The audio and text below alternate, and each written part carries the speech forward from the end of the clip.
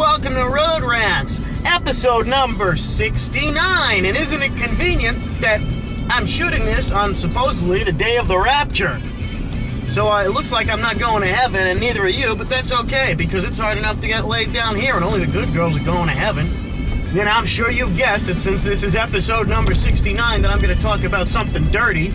Bet you're all expecting jokes about and assholes, shots, blowjobs, things like that. Girls with legs like her. Stuff like that. That's what you're expecting, right? Well, you're not too far off. I'm going to talk about something a little bit different. Don't worry, this is going to be about sex. You shouldn't find it arousing, though, so if you're taking your penis out, please put it away. I'm not into that kind of thing. Seriously, you people are weird. Why would you unzip your pants for road rants? But then again, maybe that's not so weird. I mean, look at half of the shit that people do. Have you ever seen the Jerry Springer show? Good God. I mean, what is it with people? Some people stick their in anything. People goats, their sisters, a watermelon with a hole drilled in it. These adult bookstores, I like how they call themselves bookstores, sell all kinds of freaky shit. Cream that's supposed to make your dick bigger, 3-foot-long double-ended dildos, fake asses. I mean, do people really use this shit? How do you go into a store and say, I'd like a fake ass to please?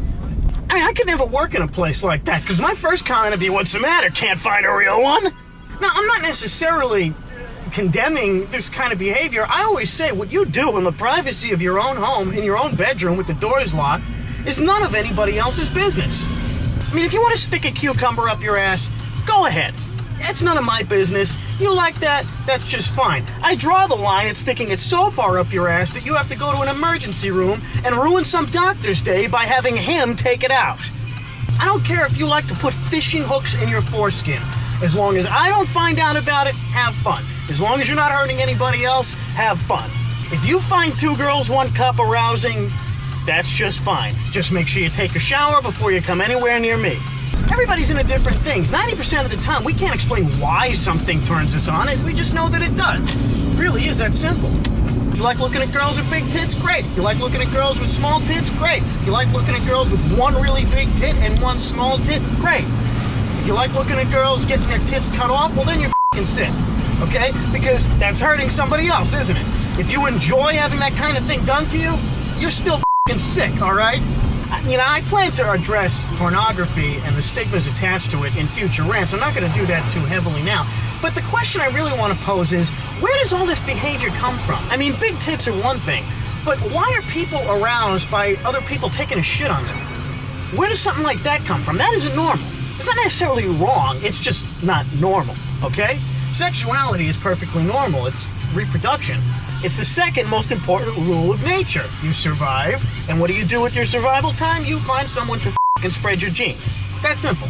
People analyze all the time what it is about men and women that attract them to each other. But then some women are not attracted to men, and some men are not attracted to women. Now it's not necessarily normal. It's not wrong, but it's not normal. Is it unnatural? Well, kinda. But it doesn't really hurt anybody, does it? I mean, you could say that this vehicle that I'm driving is unnatural. Nature didn't create this, humans created it. But it helps me get around. That's another thing. Where does sexual deviance come from? Why is it that more and more of these people are cropping up with these bizarre fantasies that range from drinking piss to cannibalizing somebody else to being cannibalized? Look up Armin Mivas. Now, I'm not necessarily talking about what is it that makes somebody cross the line between fantasy and reality. We all have dark fantasies. We've all thought about killing somebody, about doing horrible things to people, and doing things that'd land us in jail. We all do. If you're telling me you don't, you're a f***ing liar. Everybody has dark thoughts, dark ideas, dark fantasies, and most of us keep them under control. And most of us don't act upon them, and some people do. Well, I'm not going to talk about necessarily what it is that pushes those people to do it. I'm wondering, why is it that some people have these really twisted sexual fantasies? Where does it come from? Now, I understand people can't control their fantasies. I say all the time, pedophiles don't think, gee, I think I'll rape a child and ruin their life. They don't do that. For whatever reason, they're sexually attracted to children. I'm going to talk about that in another rant, but really, I can narrow this down. The reason why sexual deviance of that kind exists to one very simple 2-word phrase: sexual repression. And the number 1 purveyors of sexual repression, get ready to be offended, large group of people, the Catholic Church. Yes, that's right. I said it. Organized religion has, since its inception, been the #1 sexual repressor on the planet. Now, if you're a fundamentalist Christian, you're all pissed off now, let me prove my point with a simple question. When was the last time you got laid? When you attempt to squelch your natural sexual urges for whatever reason, because of your religion, because of the way your parents raised you, because of the society you live in, because of moralistic ideas that you have in your head, when you attempt to repress your natural instincts, they just hit you that much harder. Same thing I say about people that repress their anger. It's like, you ever meet these people that are just happy all the time, and no matter how much you prod them, they won't get angry? When they snap, it's going to be pretty epic. But it's the same thing. The more you try to tell yourself that you're of pure mind and body and soul, and that the woman with the huge cleavage doesn't really turn you on, the more you try to convince yourself of that, the harder and harder it's going to be to succeed at it. And the more you're going to be drawn, and the more curious you're going to be about that woman with the big tits. The same thing for women, too. Girls, the more you try to convince yourself that you don't want to be so hard your eyes roll back into your head, the stronger that desire is going to become. And if you'd like to relieve it, give me a call. For tens of thousands, even hundreds of thousands of years, people have stigmatized sexuality. Humans have stigmatized sexuality. And there are various reasons for it. The #1 being, I believe, people who are sexually dysfunctional. Okay? People who say that it's morally wrong and sinful to yank your crank is just somebody who was yanking his crank, got caught by mommy, and paddled for it. People who say that sex is dirty are usually men with teeny tiny little that don't work, that couldn't get a woman to save his life. And as for women, I hate to tell you, but 90% of that idea was beaten into your head by males, okay? Thousands and thousands of years ago, men who were uncomfortable with sexuality transferred that discomfort into the women around them. That has a lot to do with religion. Religion gave people shame about their bodies. Some people should be ashamed of their bodies. You ever see Rosie O'Donnell? There's nothing shameful about having functioning sexual organs and wanting to feel the release of an orgasm. It's perfectly natural, and everybody has it, no matter how much they try to repress it. Now, there is some type of sexual dysfunction where you really are not moved at all by the thought of having an orgasm, but that's a rare case. If you don't think this is true, look at what's been going on in the churches. They put such a stigma on homosexuality and called it such a mortal sin against God, and made so many people believe that young men that experience homosexual urges, believe that they're sinful, need to repent, become priests, and molest the f***ing altar boys. Not so much for women, it's a simple fact of our biology that the male sexual drive is stronger than the female. Male wants to spread his seed. That stems from the fact that a man can impregnate hundreds of women at the same time if he manages to get it up that many times, but a woman can only carry one pregnancy every year or so. Now, that's not to say I believe men should go around knocking up as many women as they can. I think people should knock it off with the childbearing, okay? We got enough humans. But that's another rant. The point is that people who fight their sexual urges usually become consumed by them. You ever have that when you're so fixated on repressing something or hating something that you become obsessed with it and it's all you think about? The people that are constantly badgering people for being a bunch of sexual deviants are just as obsessed as everybody else. The difference is they're not getting any. Put it this way, you really think that Fred Phelps doesn't want anything more than a in his mouth and a in his ass? I mean, I'm not the first one to say that most homophobia stems from homosexual desire. Now, a hobby of mine is the study of serial killers. I find them fascinating. I'm not going to talk too much about that now. The thing is about most serial killers, if you look at them, a lot of them are sexual deviants. I'm going to point out one in particular, Jeffrey Dahmer. Why is it that Jeffrey Dahmer couldn't be satisfied with just exchanging blowjobs? Why did he have to kill and eat people? What is it that made his sexual fantasies get that far out of control, and why didn't he seek help for them? Because I'm sure he knew that that kind of thing isn't normal, it's not right. He was sick, but he wasn't stupid. He knew that you're not supposed to go around killing and eating people. Well, if you studied his life, you know his mom was a f***ing nut job, but look at Lionel Dahmer, innocent little old man, right? He only ever wanted to help Jeffrey. Lionel Dahmer has admitted that he had fantasies about killing some of the people that bullied him when he was a kid.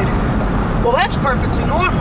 But I'm going to tell you what Lionel Dahmer did that contributed to what Jeffrey Dahmer did. Lionel Dahmer reinforced the idea that homosexuality was a sin and an insult against God. That's all there is to it. When Jeffrey started figuring out that he was gay, he couldn't talk to Daddy about it, because Daddy said that if he had known about this, he would have put him into some kind of gay rehab, which we know are just so effective to try to change his thinking. Well, you can't do that. If you don't believe me, how about somebody put you in rehab to make you attracted to the same sex? That isn't going to work. Exactly. Just like it doesn't work the other way around. There is no sexual rehab. A reason for that is, like I said before, you can't explain why certain things turn you on, you just know that they do. And if there's no explanation, there's no solution. It was also, if you watched that Stone Phillips interview, they talked about where Daddy wanted to break into what he thought was Jeff's stash of porn. This is a father breaking into a grown man's private property, okay? Now, if anybody broke into my private property, whether it was porn, my bank account, or ice cream I was saving for later, they would get f***ing hurt. Now, obviously, the thing that was in the box wasn't porn, it was somebody's head. But that's beside the point, because Daddy didn't know that, did he? Jeffrey Dahmer was raised by sexually repressive parents. Obviously, when he started having homosexual fantasies, he couldn't talk to them about it. So he certainly couldn't talk about fantasies of killing somebody, now could he?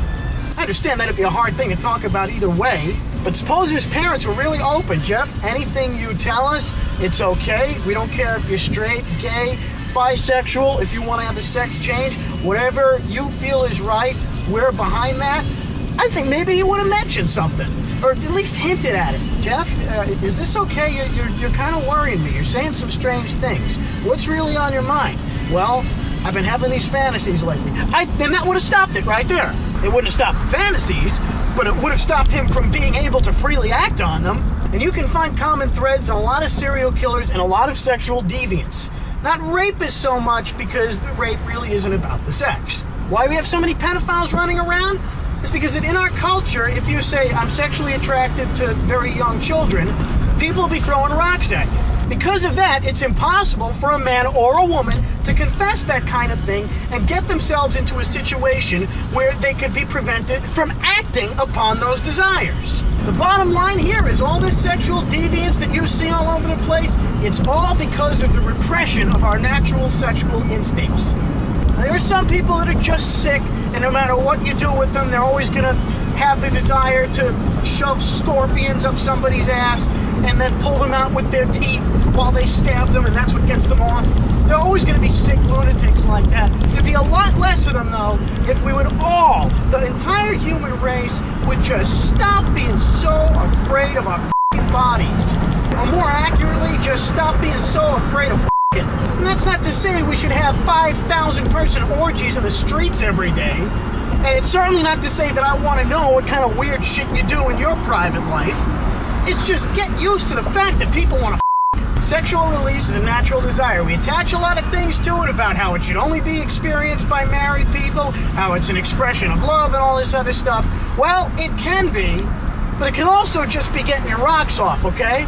Some people make a real big deal out of when somebody else should lose their virginity. Listen, your virginity only means as much to you as it means to you. I've run across people who lose their virginity at an early age, and I'm not talking about people that molested or raped or stuff like that, but they went for it at an early age, and oh my God, it was the biggest mistake of my life. Save yourself, people, save yourself. And I just want to tell them, shut the f*** up. Maybe for you it was a big mistake. Maybe for someone else it was the best thing they ever did. Shut up. It's individual. Leave other people alone. Maybe you don't want to until you're married. Maybe some people do. Mind your own goddamn business. I say it all the time. So many problems can be solved if we just mind our own business. Now, I'm not saying that parents should turn a blind eye to their 14-year-old going and banging everybody in the neighborhood. But what I am saying is that if your 18-year-old daughters especially, if she wants to have sex with her boyfriend and she is 18 years old, parents, I hate to tell you, but you have no f***ing say in it whatsoever, so shut your mouth, or here's a better idea, blow somebody. You might find yourself enjoying it. Your daughter's getting hers, you're getting yours.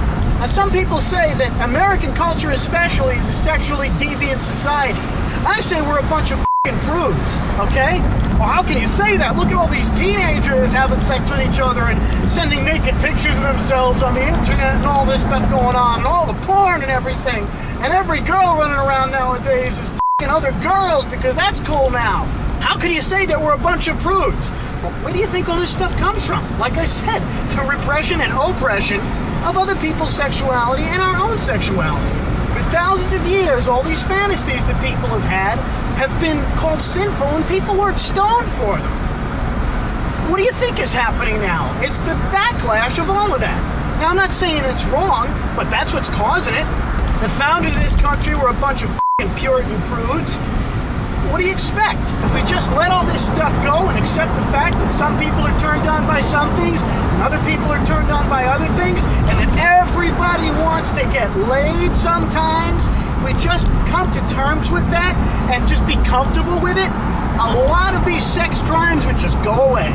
Again, I'm not encouraging promiscuity. There are a lot of good reasons not to have sex, not the least of which being the fact that we're overpopulated as it is. There are a lot of really nasty diseases out there, and there are plenty of people that just are sexually abusive. I'm not saying to just drop your pants and have fun. I'm just saying keep your nose out of other people's business. And there are a lot of people that don't approve of other people and their sexual partners. Well, guess what? You don't get to approve of it, okay? Unless it's going to personally affect you because it's your child, because it's your parent, because it's somebody very close to you, because it's your spouse, you don't get to approve it. I can understand you not approving of it if your wife is a mailman. Okay, then you get a say in that, all right? But if some guy approves of his wife a mailman, you don't get to weigh in on that. That's their business. You worry about your sex life, let other people worry about theirs. If you just do that, so many problems would be solved, and we'd all probably get laid a lot more frequently, and that'd be good. Now, I've been talking a while, and I think this is going to end up being a two-part rant. It's hard to address things this big in 15 minutes. I know some people have suggested that I tackle bigger subjects. It's hard to pack it all into 15 minutes, so this might end up being a two-parter. And there might be more of this subject in the future. There's certainly a lot more areas of sexuality to be addressed. In this prudish society, there are all kinds of really f***ed up things to be talked about when it comes to sexuality. I intend to talk about pedophilia, I intend to talk about pornography and exploitation of women, about prostitution, about homosexuality and bisexuality. I've got all this stuff planned. I don't know when it's coming, but it's planned. But for now, we'll call it here. And by the way, if you've got a problem with anything I've said here, well, blow me. And if you enjoy it, then we don't have a problem anymore. This has been Road Rants. I'll see you later.